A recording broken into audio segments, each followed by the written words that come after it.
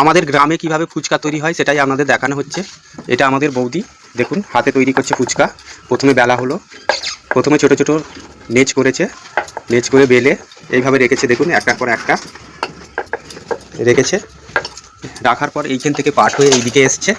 এইখানে কিছু আগের অংশ আছে, সেই আগের অংশগুলোকে নিয়ে প্রথমে হাতে তুললো। হাতে তোলার পর কড়াতে দিয়ে দেওয়া হলো। কড়াতে দিতে ফুচকাগুলো সবাই দেখুন কীভাবে ফুলে উঠেছে।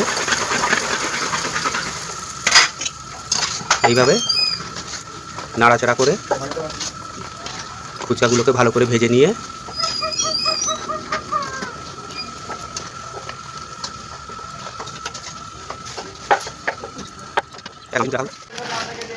বৌদিরা যেভাবে ফুচকাটা তৈরি করেছিল সেই ফুচকাটা এবারে ভ্যানে ঢালা হচ্ছে। এটা আমাদের হচ্ছে অজয়দা। আমাদের মানিকপুর বেলতলা 4 বাম্পারের কাছে এই অজয়দা বসে, ফুচকা বিক্রি করে এবং বাড়ি বাড়ি ফুচকা বিক্রি করে থাকে, অর্ডারও করে থাকে। এই হলো ঠিকানা রাহুল ফুচকা স্টল। আপনারা দেখুন।